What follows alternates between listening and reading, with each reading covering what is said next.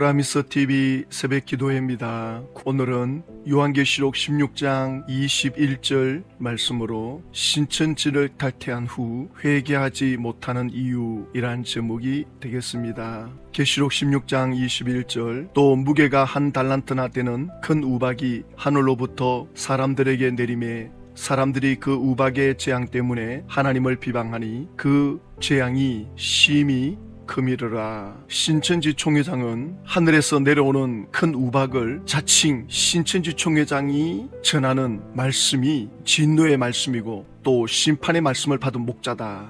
그러면 하늘에서 내려오는 큰 우박인데 계시록에서 하늘이라고 할 때는 과천의 장막 성전을 말해놓고는 여기 와서는 또 자신한테 끼워 맞춥니다. 성경을 자의적으로 억지로 이렇게 풀면 안 돼요. 천사가 큰 우박 재앙이 내릴 때 사람들이 하나님을 비방했다 그러거든요. 그러면 신천 총회장이 말씀을 받았는데 그 말씀을 들을 때 하나님을 비방합니까? 신천지 총회장을 비방하죠. 모든 이단들이 성경을 자기한테 끼워 맞춰가지고는 좋은 건 온갖 다 자기를 가리킨다 해가지고는 신격화하고 그 누구도 성경 자체를 자기한테 끼워 맞추고 자기를 높이는 쪽으로 가면 무조건 의심하셔야 돼요. 큰 우박의 이 재앙은 천지지변입니다. 실제로 오늘날에도 이 우박으로 인해서 피해를 보는 나라들이 많습니다. 미국 같은 데서는 이 우박 피해로 20억 이 정도 되면 수천억이 되는 거죠. 또 인도에서는 246명이 죽고 여호수아서 10장 11절에 보면 그들이 죽었으니 이스라엘 자손의 칼에 죽은 자보다 우박에 죽은 자가 더 많았더라. 하나님께서 우박을 심판의 도구로 사용하는 모습을 보여주죠. 출애굽기 10재앙에 보면 거기도 우박 재앙이 나오죠. 이 우박이 한 달란트나 되는 무게랍니다. 약 34kg. 엄청난 무게죠. 근데 사람들이 이 재앙이 하나님과 관계가 되어 있다는 걸 알면서도 회개하지 않고 하나님을 비방하는 거예요. 마태복음 24장에 예수님 재림하는 장면이 나오거든요. 29절 그날 환난 후에 즉시 해가 어두워지며 달이 빛을 내지 아니하며 별들이 하늘에서 떨어지며 하늘의 권능들이 흔들리리라.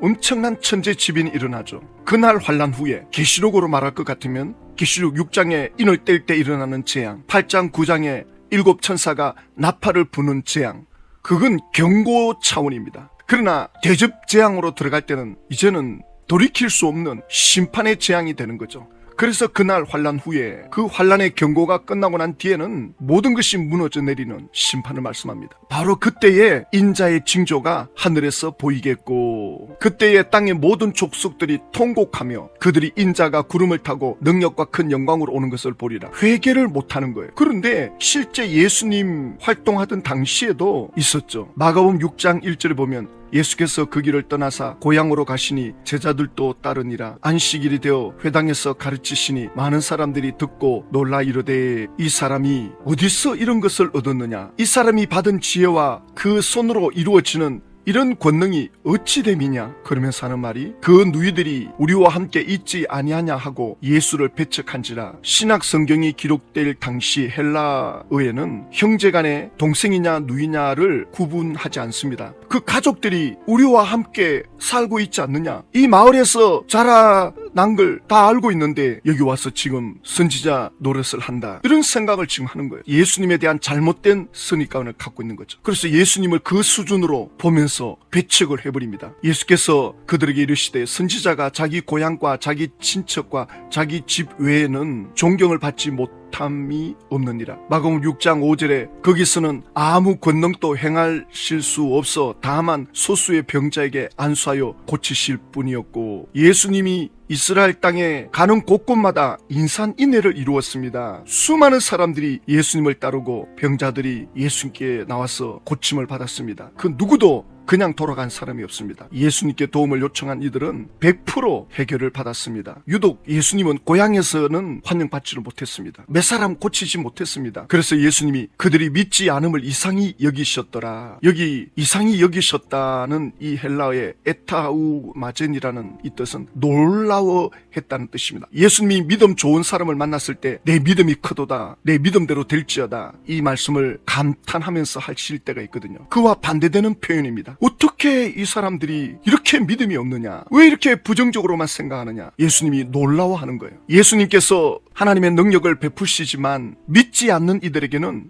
아무 역사가 나타납니다. 그래서 예수님이 능력을 행하실 때 내 믿음이 너를 구원했다, 내 믿음대로 될지어다, 내 믿음이 크도다, 그들의 믿음을 보시고 라고 하는 이 말씀이 하나님의 역사가 일어날 때마다 말씀하고 있죠. 그러니까 믿지 않는 이들에게는 하나님의 역사를 나타낼 수가 없는 거예요. 예수님께서 능력을 나타내고 싶어도 믿음으로 받아들이지 않는 이들에게는 전혀 이게 영향을 미치지 못하는 거예요. 그래서 예수님은 고향에서 능력을 나타낼 수가 없었습니다. 받아들이지 않는 이들에게는 어떻게 할 수가 없는 거예요. 예수님은 강제로 끌어다가 하시는 분이 아니거든요. 믿고 구하는 이들에게, 믿고 나오는 이들에게 한없이 은혜를 베푸시는 분입니다. 계시록 16장의 이 재앙은 상상을 초월하는 재앙이기 때문에 이건 하나님만이 할 수 있다는 걸 알고 있기 때문에 하나님을 비방하는 거예요. 회개를 해야 될 거 아닙니까? 야고보서 2장 18절을 보면 어떤 사람은 말하기를 너는 믿음이 있고 나는 행함이 있으니 행함이 없는 내 믿음을 내게 보이라. 나는 행함으로 내 믿음을 내게 보이리라. 믿는다라고 말하는데 행함이 없다는 거예요. 너는 말로만 믿는 거구나. 나는 행함으로 믿음을 보이겠다. 너가 믿는 그 믿음을 보여달라. 사람들이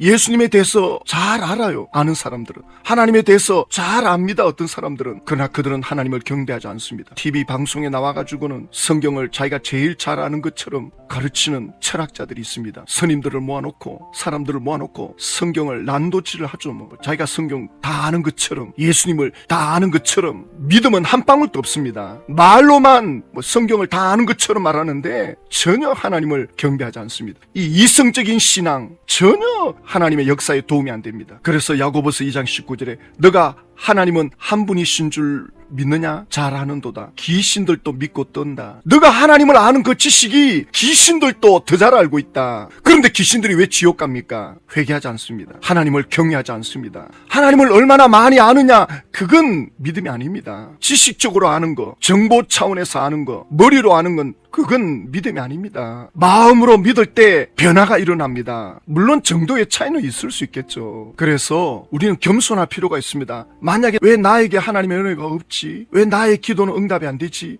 혹 이런 생각이 들 때 낙심이나 절망하거나 원망 쪽으로 가기보다는 내가 지금 믿음이 부족하구나. 하나님, 제가 믿음이 부족합니다. 어떻게 하면 하나님이 기뻐하시는 믿음으로 나아갈 수 있습니까? 도와주십시오. 그렇게라도 해야 됩니다. 그래서 하나님을 안다고 하는 그것이 믿음으로 발동되지 아니하면 아무 의미가 없다는 겁니다. 예수님의 12제자 가운데 가룟유다가 있잖아요. 그가 은 30냥을 받고 예수님이 어디에 계신다는 걸 유대 종교 지도자들에게 가르쳐 준 거죠. 그런데 유대 종교 지도자들이 로마 군병들을 데려다가 예수님을 끌고 가는데 십자가 처형으로 끌고 가는 거예요. 그러자 가룟유다가 이건 아니다. 내가 이렇게까지 될 줄 몰랐다. 마태복음 27장 3절에 그때에 예수를 판 유다가 그의 정죄됨을 보고 스스로 뉘우쳐 그 은 30을 대제사장들과 장로들에게 도로 갖다 주며, 예수님께서 저렇게 십자가 처형을 받아야 할 정도로 죄인은 아니다. 내가 잘못 행동했구나. 가룟유다가 뉘우쳤습니다. 은 30냥도 갖다 줬어요. 신천지에서는 간부들이나 집화장들이 배도하면 마치 예수님의 제자 가룟유다 취급을 하더라고요. 가룟유다는 적어도 뉘우치고 그 받았던 은 30냥도 집어 던져버립니다. 그런데 신천지 집화장들, 간부들은 오히려 욕심을 챙겨 나가지 않습니까? 가룟유다보다도 못한 거죠. 가룟유다보다도 못한 그들이 어찌 신천지 총회장의 최측근의 제자들처럼 집화장 역할을 합니까? 12지파를 해가지고 12제자 이름 붙이고 가룟유다보다도 못한데 억지로 끼워 맞추고 그러면 안 돼요. 가룟유다는 내가 무죄한 피를 팔고 죄를 범하였도다. 내가 무죄한 예수님을 팔았구나. 내가 죄를 범했구나. 그래가지고는 그 은 30냥을 돌려주었는데 유대 종교 지도자들은 그게 우리하고 무슨 상관이 있느냐. 너가 알아서 해라.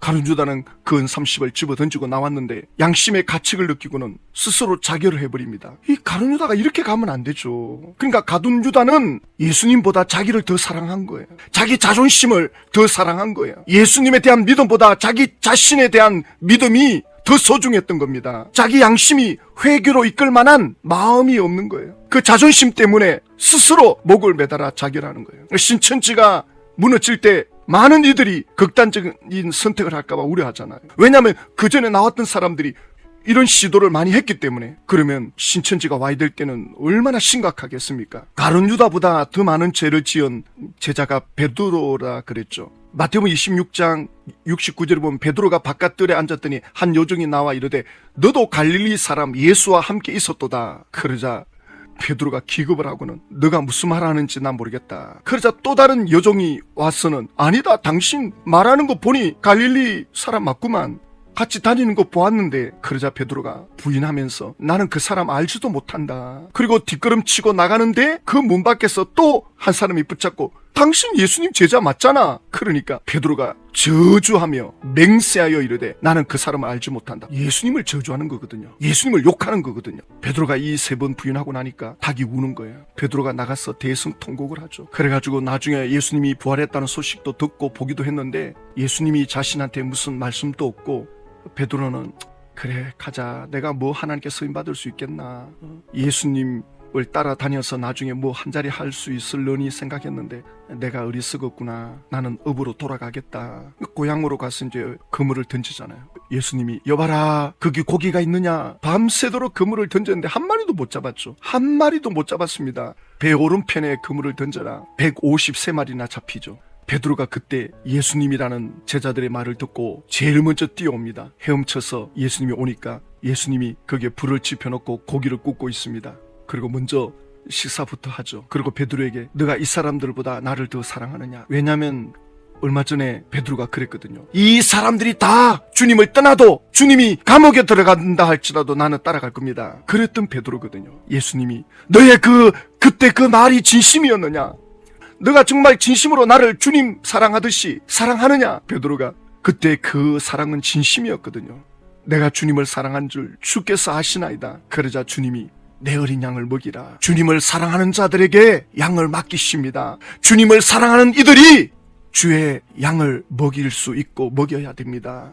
사랑으로 되어져야 됩니다. 사랑이 아니면 못합니다. 예수님은 두 번째 또 묻죠. 내가 나를 아가페하느냐. 베드로는 아가페라고 하는 사랑을 표현을 못해요. 필레오, 그냥 친구적인 그런 사랑. 예수님은 또 묻습니다. 내가 나를 아가페하느냐. 예, 제가 주님을 아가페합니다. 그러자 내 양을 치라. 또 3번째 물어봅니다. 내가 이 모든 사람들보다 여기 있는 모든 것들보다 나를 사랑하느냐. 그러자 베드로가 근심합니다. 주님은 모든 것을 아시오매 내가 주님을 사랑하는 줄을 주께서 아시나이다. 주님이 아시지 않습니까? 예수님께서 내 양을 먹이라. 예수님은 베드로의 그 마음의 중심을 알고 있었습니다. 그가 어쩔 수 없이 예수님을 배신하고 배도하고 떠났지만 그 순간에 어쩔 수 없이 그렇게 한 거. 베드로 보십시오. 세례 요한보다 더 큰 죄를 지었습니다. 세례 요한 보고 배도자라 그러는데 세례 요한이 감옥에서 한 번쯤 약간의 의심을 해볼 수도 있죠. 왜냐하면 사촌 동생이잖아요. 세례 요한이 또 예수님에게 세례도 줬고 그러면 감옥에 있으면 예수님이 한 번쯤 찾아올 거라고 생각을 해볼 수도 있지. 그 예수님이 찾아 안 오니까 약간 의심 드는 거 얼마든지 될 수 있죠. 사람인데 그게 배도한 겁니까? 진짜 배도는 베드로가 한 거죠. 베드로가 예수님 앞에서 욕까지 했는데 이보다 더 큰 배도가 어디 있습니까? 그러나 예수님은 베드로 찾아오잖아요. 그 마음에 회개하고자 하는 그 중심을 하나님은 보시는 거죠. 넘어지고 쓰러질 수 있지만 그 마음 중심에 그래도 주님을 사랑했고 주님을 따랐던 그 마음의 그 중심을 주님은 아시고 찾아오는 거예요. C.A. 루이스라고 하는 사람이 쓴 책 가운데 천국과 지옥의 이혼이라는 책이 있습니다. 이 책에 보면 이제 소설책인데 어떤 사람이 꿈을 꿔요. 꿈에 보니까 지옥에 있던 사람들을 천국 구경을 시켜주는 거예요. 지옥에서 버스를 타면 천국 여행을 합니다. 그래서 천국 여행을 할 때 천국에 있는 사람들이 와서는 이 천국에 들어올 수 있다는 제안을 합니다. 천사들도 오고 반가이 맞이하면서 여기 내리시라고, 이 천국에 내리라고, 지옥 가지 말라고, 온 김에 여기 내리라고. 그러면 이 천국에 들어가려면 어떻게 해야 되느냐 할 때 몇 가지 제안을 합니다. 여기 천국으로 들어오려면 교만을 내려놔야 된다. 또 뭐 시기, 질투, 미움, 원망, 불평 이런 걸 내려놔야 된다. 그것만 내려놓으면 된다. 그런데 아무도 내려놓지 않더라는 겁니다. 전부 다 지옥으로 돌아가더랍니다. 그래서 이들이 천국에 들어갈 수 없었던 게 아니라 스스로 천국을 원하지 않았던 거예요. 그래서 이 책에서 이제 어떻게 해석을 하느냐면, 교만한 종교인, 내 방식이 맞았는데 내가 틀렸다는 걸 인정하라고? 나 그거 인정 못한다. 또 피해의식 있는 어머니, 여기는 내 아들이 없잖아. 내 아들이 없는데 내가 왜 여기 와야 돼? 그리고 지식인, 여기 쓴 철학적 질문도 못하게 한다는데 너무 유치하다. 또 교회 실망한 사람, 나는 교회 사람들에게 상처받았어요. 나는 그런 하나님이 싫습니다. 또 쾌락주의자, 내 욕망 없이 어떻게 살아란 말입니까? 재미가 없는데 아무도 천국에 안 내리는 거예요. 자기 사랑을 내려놓지를 못하니 천국에 안 들어가는 거예요. 신천지를 탈퇴하신 분들이 이런 분들이 있어요. 나도 하나님을 안다, 예수 믿었다, 그런데 상처받았다, 뭐 실망했다 이러면서 스스로 뉘우치기는 뉘우치는데 스스로 잘못됐다는 건 아는데 예수님께로 돌이키지를 못합니다. 그런데 못하는 게 아니라 스스로 마음을 닫아버리는 거예요. 스스로 아니하면서 마음을 스스로 가둬버립니다. 스스로 감옥을 만들어버립니다. 신천지 총회장이 사망할 때 이러한 이들이 나오면 안 돼요. 근데 안타깝게도 많은 이들이 1992년도에도 그랬듯이 이단에 있던 이들이 나올 때 속았다는 걸 알지만 예수님께로 돌아오지 못합니다. 그들의 자기 사랑을 내려놓지를 못합니다. 그러나 주님은 베드로 같은 사람을 찾아갈 것입니다. 그들이 돌이키고 주님께로 나올 수 있도록 우리는 기도해야 됩니다. 하나님 아버지, 신천지가 와야 되고 총회장이 떠날 때 그들이 잘못됐다는 걸 알면서도 예수님께로 돌이키지 못하는 이들이 없도록 하나님의 은혜를 구합니다. 은총을 베풀어 주십시오.